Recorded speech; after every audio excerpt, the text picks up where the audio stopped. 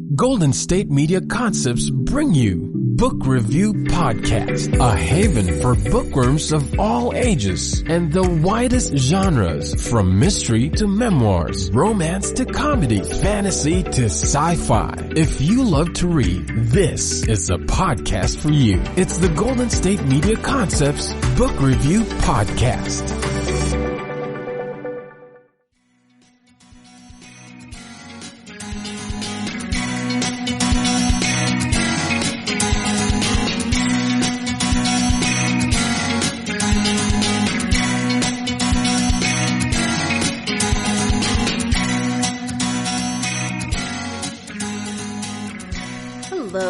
Welcome to the GSMC Book Review Podcast, brought to you by the GSMC Podcast Network.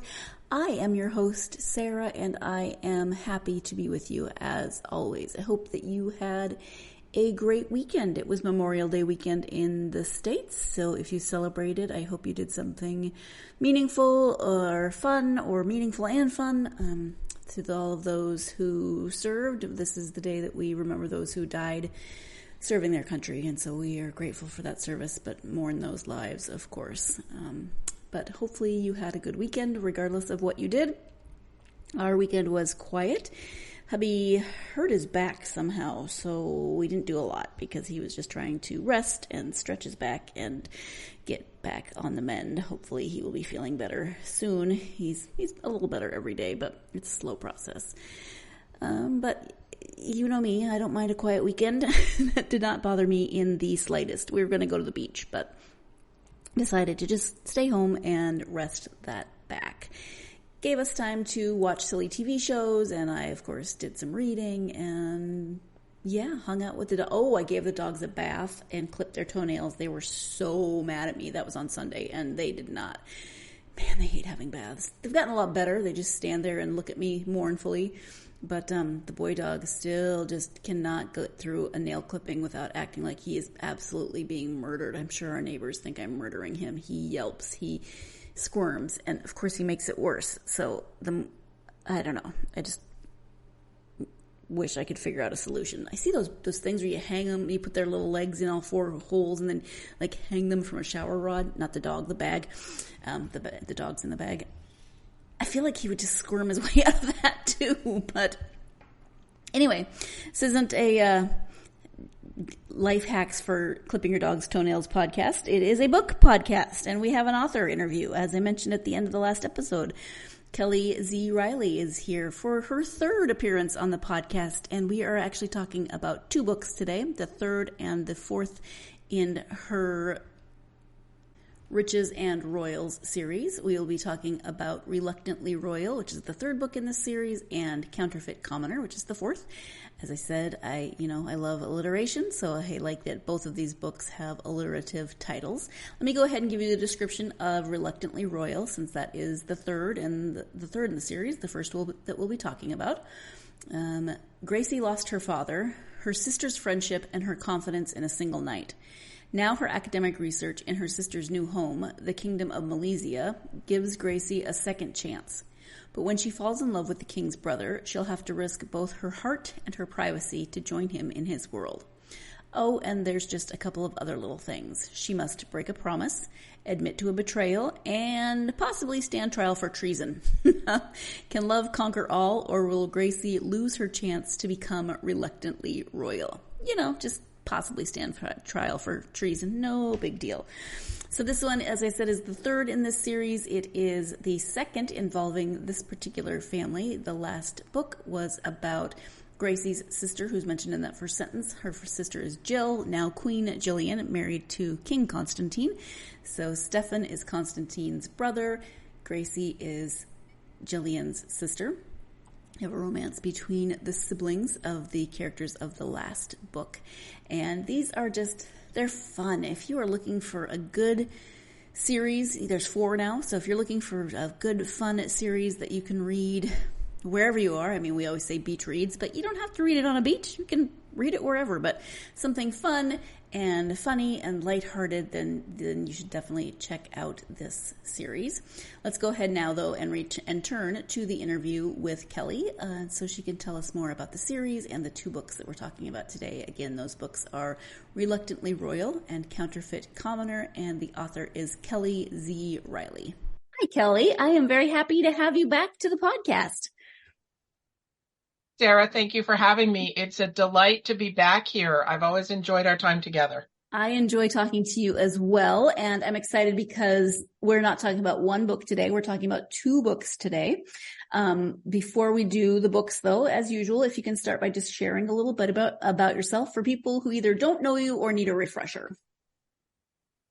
Gladly. So, hi, everyone. Welcome to the podcast. My name is Kelle Z. Riley. And if you wonder about the Z, it's because when I started writing, there were two Kelle Riley authors. And although we spelled our names differently, it seemed prudent to differentiate ourselves with something else. I write a romance series. Right now, it's my Riches and Royals romance series where I have romantic billionaires and princes because they are so much fun to write. I also write a cozy murder mystery series where I write what I call spies, lies, murder, and cupcakes. And that's a lot of fun to write as well. I've been in the writing business for about 20 years, and I look forward to doing more and meeting more readers as I go. You know, every time you mention the cozy series and then you say the spies, lies, murder, and cupcakes, I always, for some reason, focus on the cupcakes. And I'm like, yeah, murder, whatever, but there's cupcakes.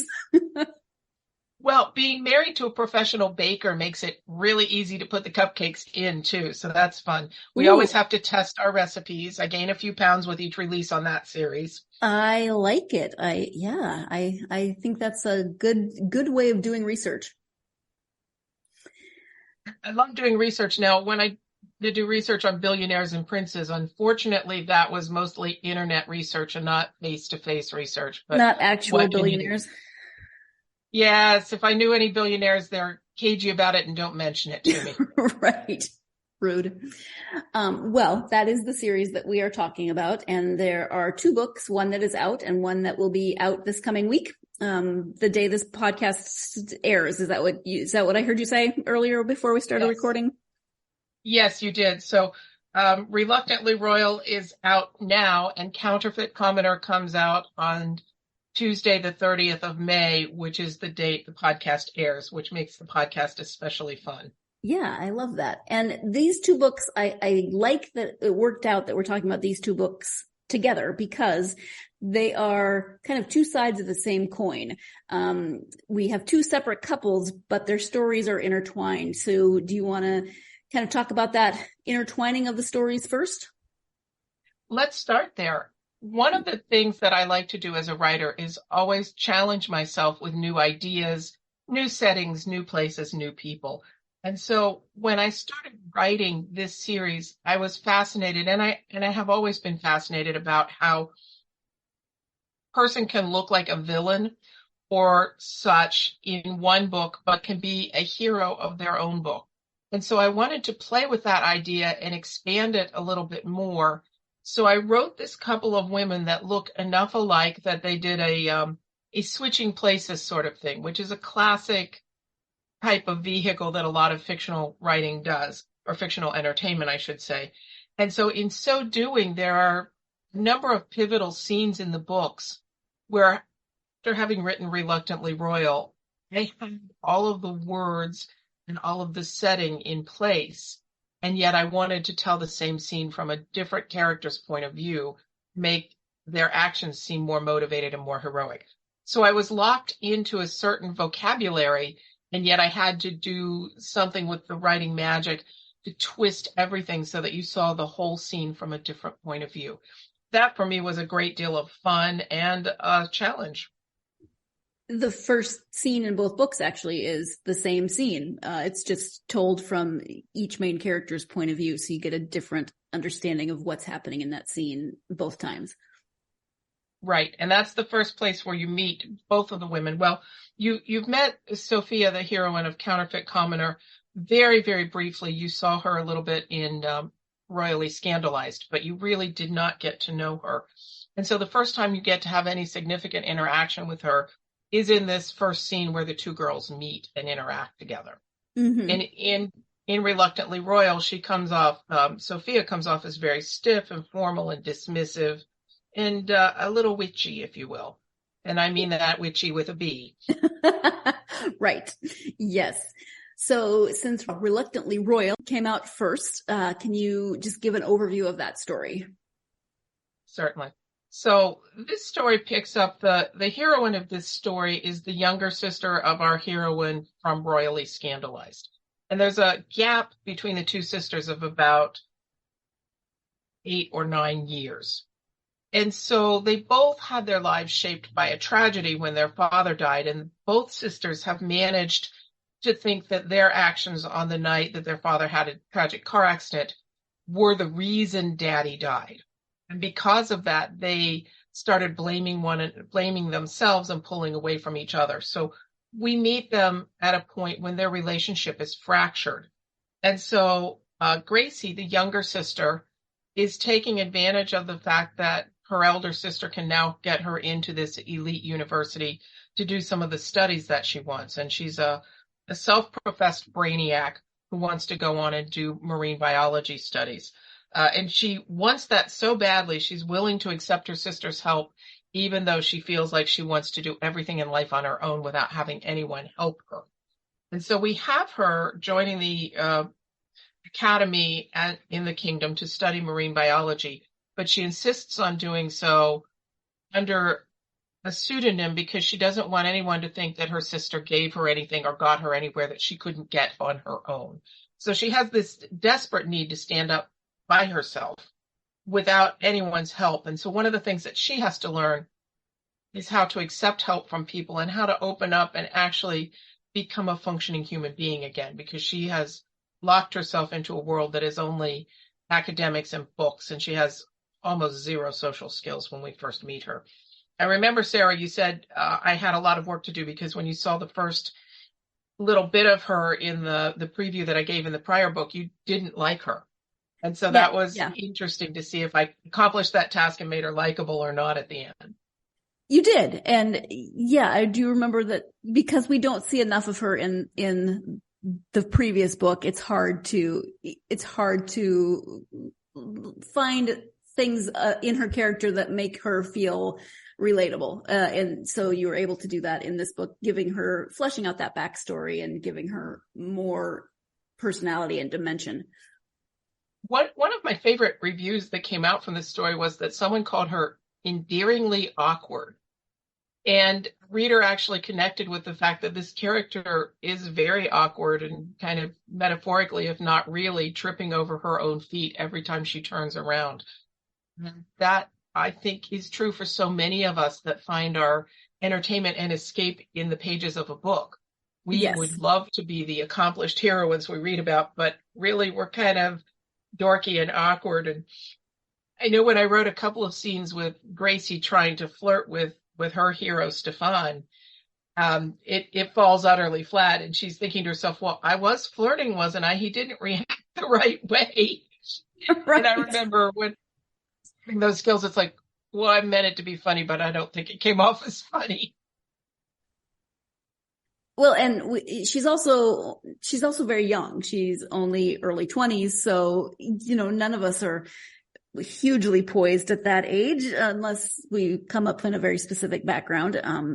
Whereas the heroine in the second and Counterfeit Commoner has to be more poised, but Gracie was not raised in that situation. So she's young and she's still learning social skills. And she was never the, going social person in her high school, for example, and because she was smarter than most, she took advanced classes. And I think that sets some of us on a path where we stay socially young for a lot longer than we are academically young, if you will. Yes. Let's go ahead and take our first break of the podcast. I was just thinking that I didn't say in my intro that we had a quite an interesting time getting logged in to do this interview. It was my fault. I don't know what happened with the technology on my end, but I could not hear Kelle to save my life. I rebooted my computer. I cycled through all of the speakers when we were trying to record, and I could not hear her. Finally, we got it figured out. I'm not 100% sure why it finally worked when I once again cycled through the speakers and found one that actually worked, but it was just crazy. So we started like 45 minutes after our scheduled interview time. If I sound even more discombobulated than usual, I know I always sound a little discombobulated. That's the reason. I was just thinking about that. Kelle, God bless her, was just very patient and very kind about the whole thing. Yeah, I just thought I would throw that in there. But we are going to take a break. When we come back, we'll be talking about the inspiration for Reluctantly Royal. Stay tuned. You're listening to the GSMC Book Review Podcast, and I will be right back. Do you want to be healthier, yet you just don't know what to do? All these shows telling you this and that, but nothing seems to work. Well, listen close. Golden State Media Concepts has got something great for you. The Health and Wellness Podcast dedicated to workout trends, healthy eating habits, diet, and everything about healthy living. Join us in our banters as we help you not just live life to the fullest, but live it to the healthiest.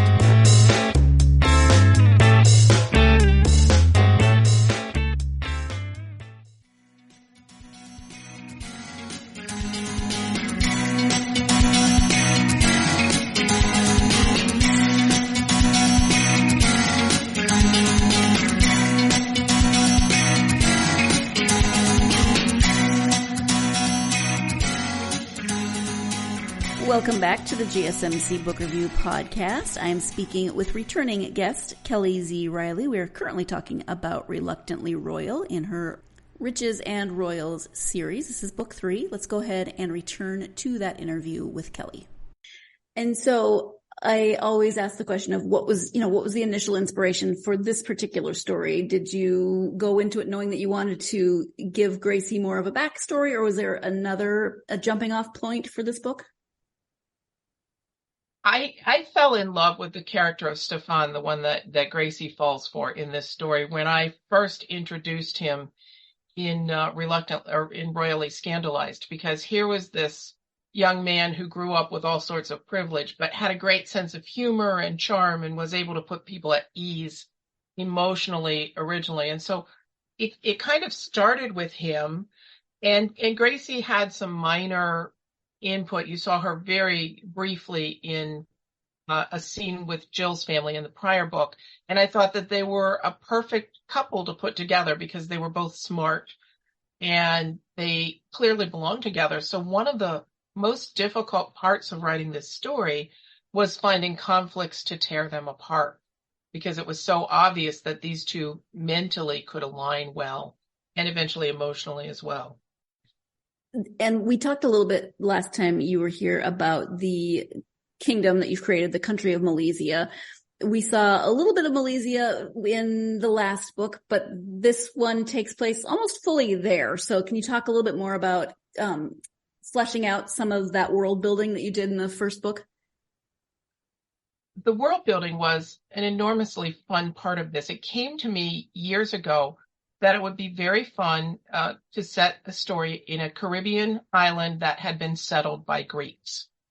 And I'll have to tell you, those two pieces of inspiration, it's funny how creative people can make story out of disparate ideas. One, I had been to the Bahamas, and I had been to the big hotel on Paradise Island. And as I was there, I thought, oh, wouldn't this be a great setting for a palace in a Caribbean kingdom? And I could transform the casino into a ballroom, and I could do this and this and this. And so it put the visual in my mind for what I wanted this country to look like. The other was a colleague I had at the time who was a Greek man who happened to be a very handsome and friendly and charming Greek man, a good friend of our family's to this day. But I said, okay, it would be cool to settle the Caribbean island with Greek people. And so that was the impetus for creating this island kingdom, where I had exiled Greeks go across the Atlantic and stumble into this Caribbean island and settle and mingle with the natives there and build their kingdom. And from that point, I had to build out some more conflicts. And I realized that you've got largely light-skinned, whitish Greeks and dark-skinned native islanders, and that there was an ideal source of conflict there. And how did they mold together to form a cohesive society where everyone was valued? And so one clan, the ruling clan's choice to do more intermarriage and mingle bloodlines, and their rival's choice to try to stay pure with only royal bloodlines or whatever, made driving conflict that went ahead in the stories. The second fun part was crafting the language. I had previously created a heroine that was gifted with languages and understood the language of this country. And I worked hard to come up with a few words of the language that meant like lover or sweetheart or soulmate and that were related. Going into Reluctantly Royal, I only had those handful of words for the country. And yet one of the conflicts I set up is that Gracie, my heroine, is very smart in book knowledge and in scientific knowledge. I gave her this total block about being able to pick up languages because that's where her sister is gifted. And so she sees that as another differentiation point between the two of them. And so when it came to me that I wanted to have Stefan help her learn the language, which became the basis of some really fun and sexy scenes, I knew I needed to have more words for the language. And so I started building out my lexicon and coming up with a number of words for the language and really fleshing it out. I felt very Tolkien-esque, if you will, when I was doing that, because I have this primer of how my language works. And I didn't write any songs in it, but I do have the language. Well, I think you mentioned in your acknowledgments that you have a spreadsheet, which I don't think Tolkien probably had a spreadsheet either. Probably not, but the spreadsheet helped me. I can imagine. It's kind of fun. Throughout this series, you see the retired king and his bride, and I just had the opportunity to write a small prequel about their relationship that's going to be coming out in July in an anthology called Romancing the Tropics. And so I had to revisit this, and I needed to pull out my spreadsheet. And I laughed when I sent it to my editor because she corrected a capitalization error in my own language. And so you have to love an editor who can correct you in a language that you made up. Now that's impressive. She's impressive. Yeah, I like it. So research probably for this book involved Gracie is interested in science. She is there to study science. She is studying marine biology. So I would assume you did a lot of research in that area. I actually did do a fair amount of research in that area. And I will tell you that in my other life, as readers and listeners of the podcast probably know, I'm a scientist in my other life. I'm a PhD chemist. And I caught myself a couple of times geeking out on my own science and putting it in the book, and it had to get ripped out because it was derailing the storyline. So the most fun part of doing the research for the marine biology, I could get a lot online, but I wanted to write a scene that involved a scuba dive. Now, I have tried to scuba multiple times in my life. The minute I get a taste of salt water in my mouth, my asthma kicks in and I start to panic and I have trouble. So I have not to date successfully done a scuba dive. Barely done a snorkel. So I had to do all of the research for this online and from what I knew from doing underwater. So we went to Hawaii and we took one of the underwater submarines where we got to see the underwater life and things. So it's like scuba but staying dry. So I was able to get some animals and research like that. So most of it happened online. But when it came to the scuba scenes themselves, I found someone that was a writer colleague and I asked them to please read these scenes and catch anything that I had done wrong. And they did come back with a couple of things that went wrong. And it helped me craft what I thought was, again, one of the really fun scenes to write. Because I wrote a scene of Gracie and Stefan doing a scuba dive. And you can imagine if you've got a mouthpiece in your mouth that you're using to breathe. There are no facial expressions involved. There's no verbal anything involved. And so without the benefit of speaking or hearing, I had to try to create and craft all the sexual tension that we normally put into scenes. And I was crippled by not being able to use one sense, which made it more challenging, of course.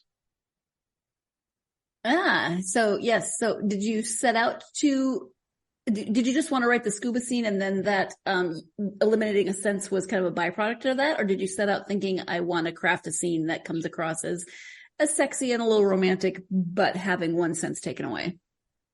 So I didn't set out trying to cripple myself and make it harder than I had to. I wanted to do the scuba scene because I wanted to have her be busy doing her studies, but see playful nature in him that she didn't allow herself to see when she was on land with him. And so that is what evolved from there. And I initially had them smiling at one another, and that was the bit that my critique partner pulled out and said, that's not going to happen with a regulator in your mouth. So the whole bit of sexual tension that I develop involves her seeing a side of him that she finds attractive and approachable, whereas before she's decided he can't be approachable and she's put up all these barriers. And the fun payoff to that scene as they interact with one another is when she gets flustered. And a flustered young woman who doesn't have a lot of social skills wants to extricate herself from that situation, which she tries to do by going to the surface.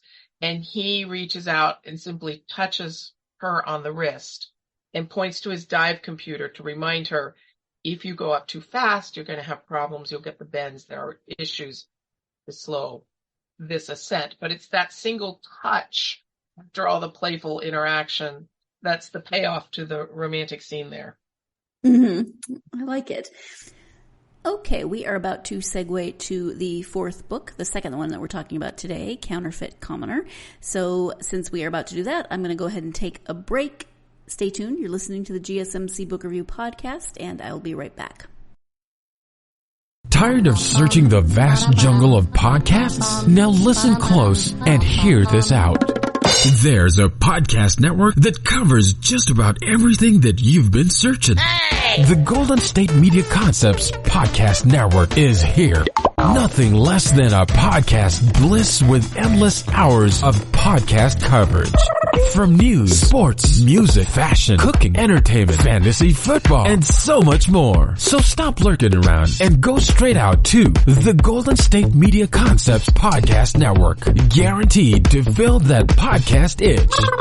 Whatever it may be. Visit us at www.gsmcpodcast.com. Follow us on Facebook and Twitter and download us on iTunes, SoundCloud, and Google Play.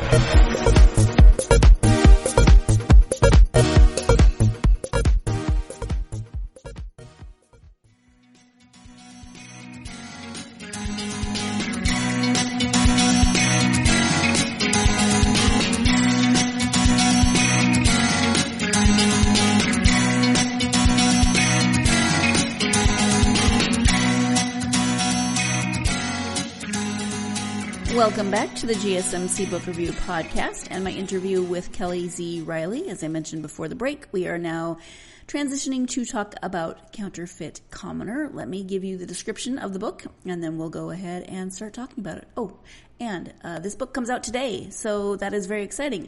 It's perfect timing that it comes out today, and the episode comes out today as well. So I love it when things... What's the line from the A-Team? I love it when a plan comes together. It wasn't a plan. It just fell into place, but I still like it. All right. Counterfeit Commoner. When she traded her tiara for a few days of freedom, she didn't expect to find herself or to lose her heart to the one man guaranteed to break it. When Lady Sophia de Lyons, former fiancée to a king and protected daughter of the aristocracy, masqueraded as an American commoner, she didn't expect to fall in love. She gets more than she bargained for when the man of her dreams turns out to be the tabloid reporter of her nightmares. Can she ever learn to trust him after he betrays her, or will they both lose everything in a desperate gamble for love? And so this is Sophia and Mike's story. Let's go ahead and let Kelle tell us more about it. Now, for the second book, Counterfeit Commoner, we've got a different couple and we've got a very different setting. We are no longer in the islands because the main character, Sophie, is trying to get away from that life. So give an overview of Sophie and Mike's story. So Sophia has wanted to run away and live her own life. And when her uncle is imprisoned for treason, she starts imagining ways that that can happen. And Gracie helps her with this. But this is truly a fish out of water story because Sophia has no practical world skills. So I have to work very hard to set her on this journey. And Gracie has helped her craft an escape route. And I used to live in the Chicago suburbs when I wrote this particular escape route. And I actually walked from what was then known as the Sears Tower and is now the Willis Tower. Walked from there into the train station and looked at what trains go where and picked, of course, the train that went to the town that I was living in at the time so that I could get her out of the city and onto her path. So a lot of the initial research for the plotting involved looking at train schedules and bus schedules and trying to figure out which cities she would go in and where. But her journey really starts when she gets in a cab and she finds the man who left his wallet. And as she opens the wallet, some things happen that make her think that fate has decreed she should return it in person. And so that takes her off this prescribed path where she's had her days of adventuring and rode on a train and lived in the quote unquote real world. And now she veers from the script, takes another bus or train, I forget which at the point, and ends up alone and without a lot of money outside a pub in Colorado. And so this was really a way of getting her into the middle of nowhere. And I'll tell you, the literary reference or the entertainment reference would be a very old movie starring, I'm blanking out on her name. It was called Roman Holiday. So it involved a very old movie called Roman Holiday where Audrey Princess Hepburn runs away. Audrey Hepburn, thank you, yes. And the reporter finds her and helps her, quote unquote, under the guise of getting a story. Another version of that story is called It Happened One Night. Again, but this time it's a socialite, not a princess, but she runs away and ends up again with the reporter who is using her to his own means. And so it was natural for me to pair Sophia with the man who, let's say he used to be the reporter, who created all sorts of havoc in her life and had built his career on innuendo and twisting the truth to make the people in the royal family look bad. And that is Mike. And Mike has his own crisis of conscience or crisis of life because he's left the lucrative reporting job behind. Number one, he lost his taste for making fun of the people. And number two, his family has fallen into disarray and he hadn't paid attention. And so he comes home to take over Dad's business, which is a kind of a gastropub in the middle of nowhere, Colorado, in a small town in Colorado. That's where Sophia finds herself face to face with this man. And she's in her adventurous state, wants her first kiss, which she gets from him. Unfortunately, she's severely allergic to something that he had eaten not that long ago. And that causes her to pass out, and there starts their story. Now, am I remembering correctly that Mike, using his pen name, of course, is writing articles in the story that involves Jill and Constantine that we talked about the last time you were on? Is he a character in that? Yes. Okay, so did you know then that he was going to play a bigger role, or was that just a happy coincidence? What happened was when I realized that Mike, in the pen name Mac the Pen, was becoming pivotal, I actually went back to the earlier stories and I made him much more active in Jill and Constantine's story. And I amped up his portions. And I also went all the way back to Read My Lips, where the series starts with the Chicago billionaire. And I worked him into there so that there was a more cohesive through line for the stories that involved the writer. And that's the benefit of waiting to release the stories until at least the main portion was written and plotted out and edited so that it was cohesive. Okay. Wow. I did not remember that he was in the first book. Nice. Nicely played. He was he was in there, and you won't remember it until you go back and say, oh, I know this character now. Yeah. So that was kind of fun. Yeah. How about research for this particular story? Anything fun? Well, the setting was a result of the fact that I had taken a trip to Colorado, and you flew into the major airport and started driving to a place that I fondly call the middle of nowhere, Colorado. Now, I have been in the middle of nowhere in a lot of states, in a lot of places. And this one middle of nowhere involved me running into a person. I was there doing a field evaluation for technology that I was working on in my day job. And a group of us had gone to a small pub in the town of Fort Morgan, which was near where we were staying. And a waitress came up to us and said, oh, it must be really nice to travel for a living. It must be fun. I smiled and I said, well, after a while, all airports and hotels start to look the same. I will never forget this. She looked at me and she said, I've never been anywhere but here. And it made me realize that there are a whole world of people that don't travel more than maybe 50 or 100 miles from their home generally, to whom travel seems very exotic. And so I wanted to set Counterfeit Commoner in a town where many of the people lived close to home their whole lives, and they had that small town feeling. And it's a wonderful family feeling to a town, but there's also this disconnect with the larger world because you haven't stepped outside of it, and it seems both frightening and adventurous. Mm-hmm. And small towns they can be a character in and of themselves, but just the place, but also living in a community that's tightly knit and then being the outsider. And the community that I created for Morgan's Crossing in Counterfeit Commoner is so much fun that I would like to set some future books in that community. I plan to, as long as I have readers, I would like to continue this series and add more books in that world. And one of the future books will probably take place, I've already got it in my head, about how another person who's lived the islands most of her life ends up in Fort Morgan and finds some challenging new people and maybe some real love. All right. Okay. So now we've got two places, and actually that's a good segue because you mentioned the prequel with Helena and Alex. Alex, yes. Okay. So we've got a prequel. What else are you working on? Are you working on another book in the series now, or just ideas? Well, I have another book in the series that will be coming up. So in Reluctantly Royal, we meet Paulo Mikolos, who is a confidant and a friend of Stefan, and he is going to be the hero of the next book that I do. Apollo is, oddly enough, a talented economist. And he is going to work with one of his friends who wants to take a sabbatical from his teaching job and study economics in other lands, other countries. And so Apollo is going to arrange for him to do some work in the Kingdom of Malaysia while Apollo takes over his teaching jobs.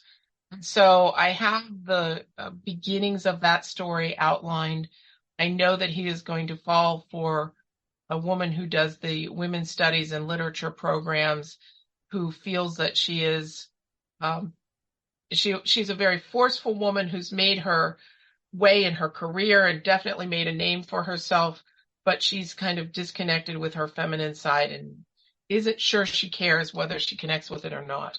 So it's going to be kind of fun pairing them up. You'll learn things about this seemingly shallow hero that you didn't expect. And I think that's going to be a very fun addition to the series. What I find fun about the series is that you can read it and you never know what minor character may pop up later.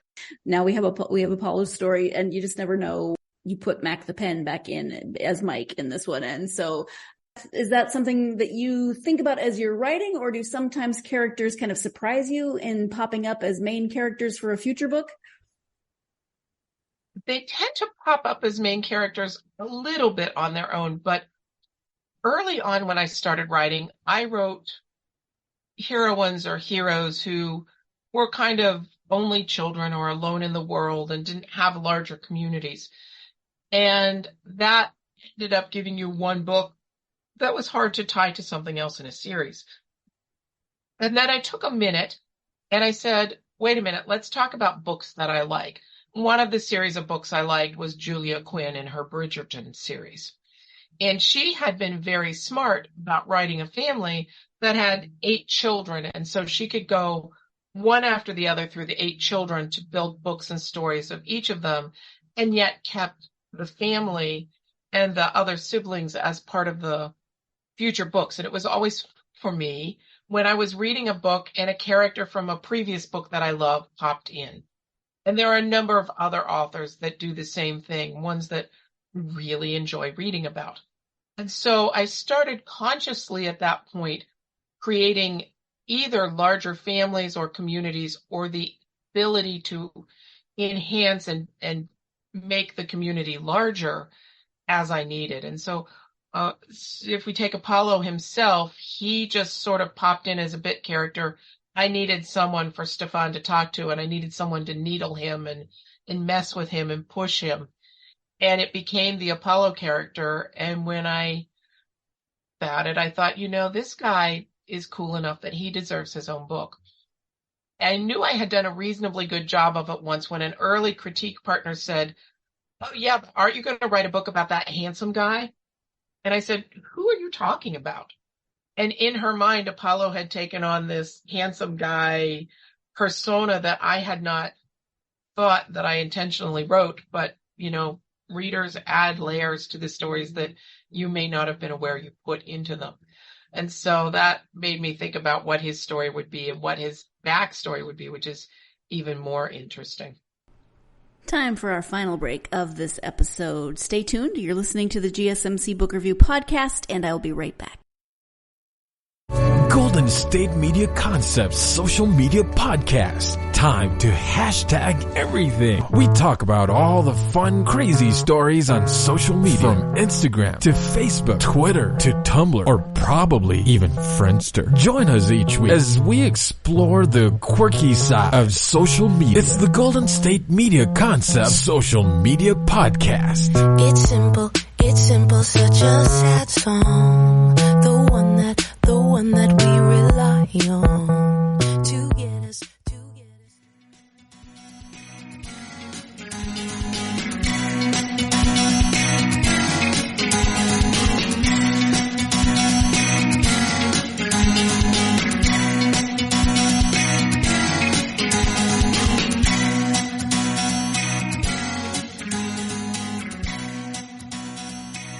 Welcome back to the GSMC Book Review Podcast and the conclusion of my interview with author Kelle Z. Riley. When you wrote the first book, which has 2 main characters that you make reference to, but they aren't part of the family or part of the royal family, and they're a little more peripheral, did you envision that as a standalone book, but then it became a series, or did you always plan on that being the first book of a series? Well, that's a great question, Sarah. And I want to caution my readers, here's a secret look behind the scenes. When I wrote the first book, the book Read My Lips, that was intended to be its own sort of book. And in fact, I wanted the second story to be about the hero's best friend.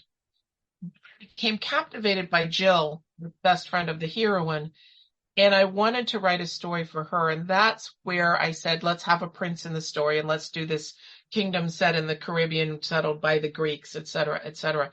They grew from there.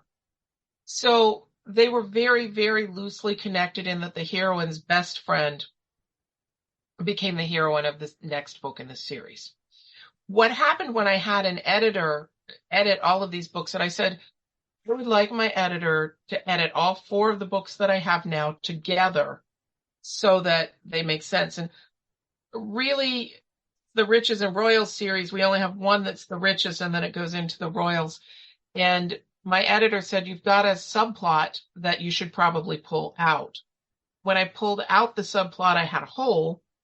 And I will tell you, one of the hardest things you will ever do as a writer is add a subplot, which I had to do, and then take it back out again, which I had to do.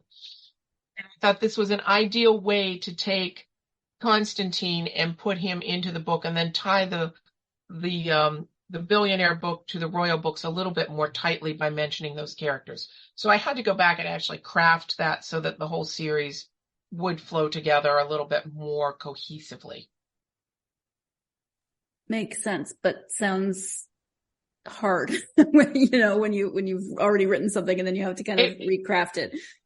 It was incredibly hard. And then just for fun, I had my chocolatier and, I said, well, what the heck? And I was finishing edits on the most recent murder mystery that I did. And I thought, I'm going to have them just have a talk about chocolate, and I'm going to slip the name of the chocolatier in and have the heroine of that book go, oh, I really love that brand.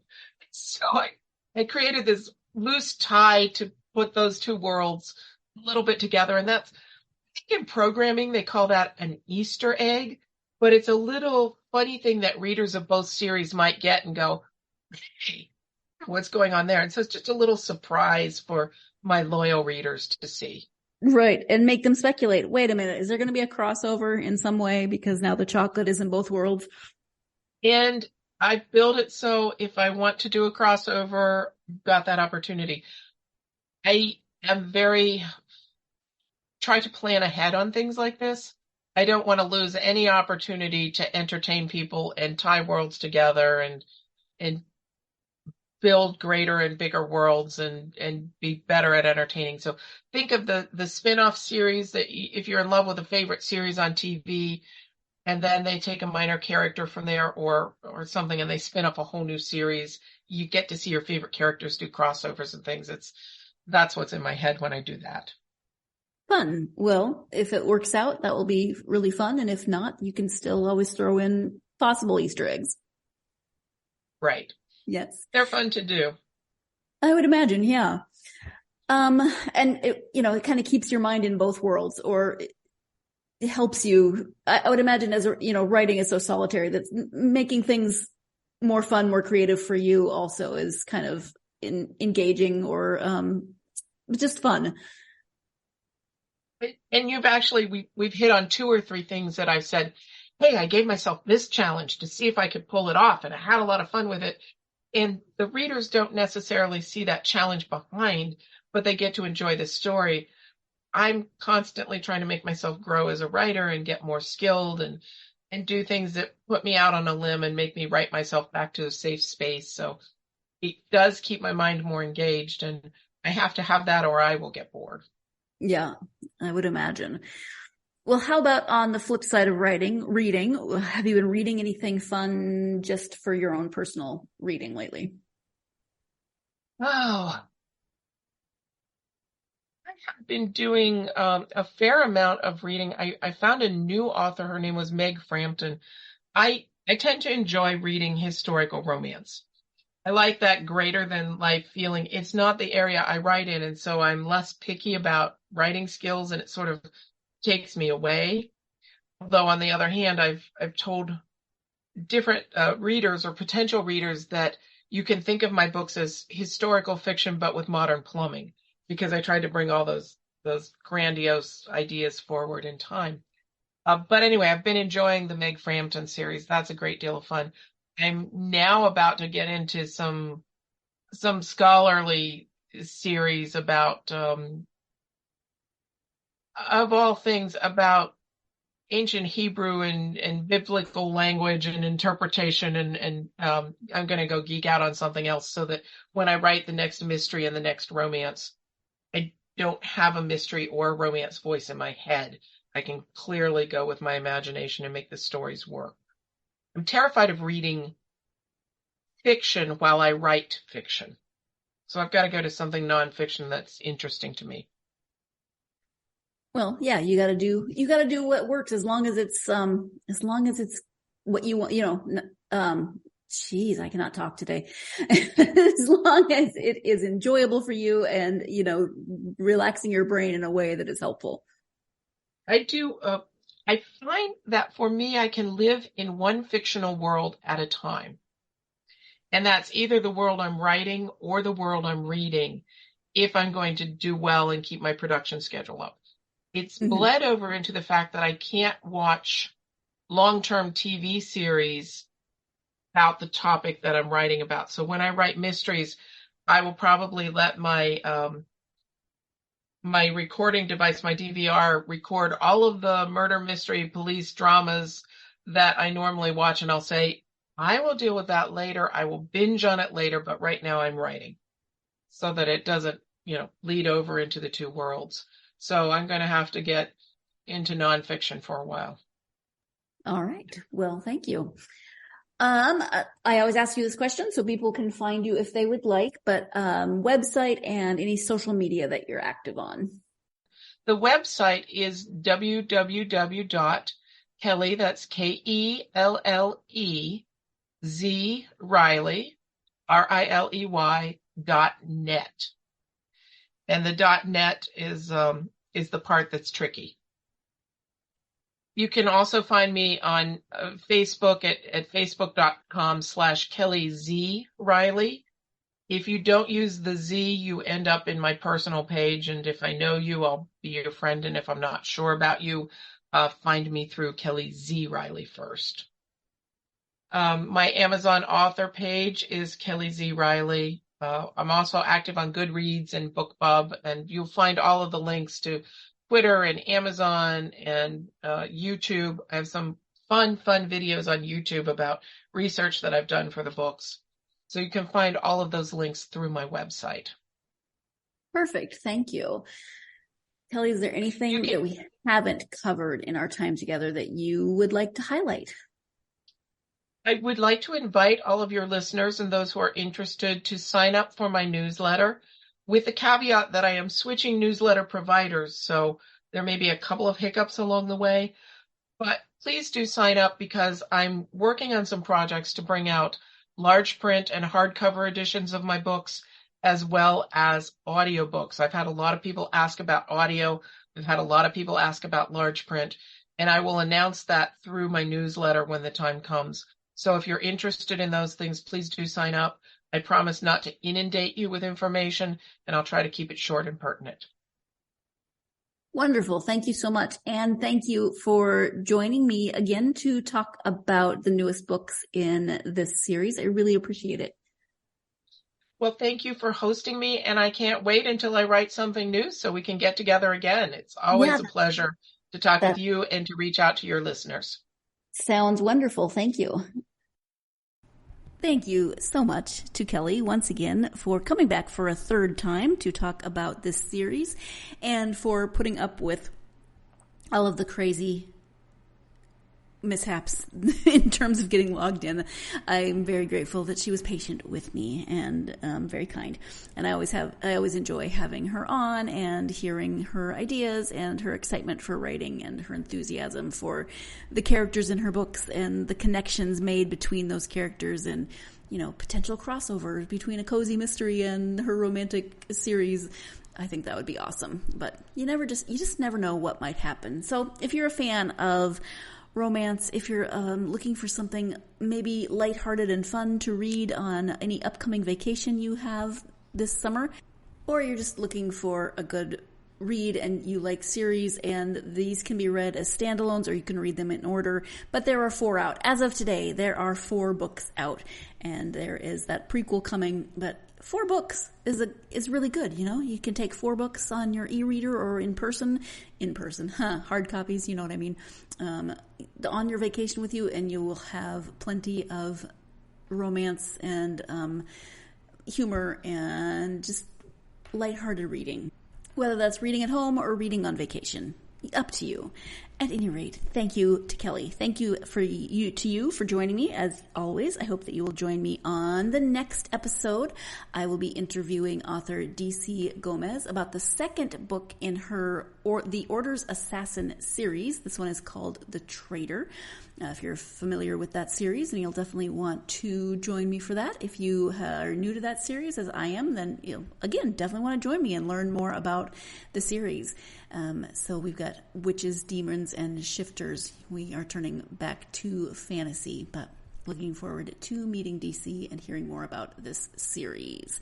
As always, if you are a fan of this podcast and you have a few minutes and the inclination to help get this podcast out to more people, you can like, follow, subscribe, whatever on the platform that you listen to the podcast on. That way you'll always know when there are new episodes.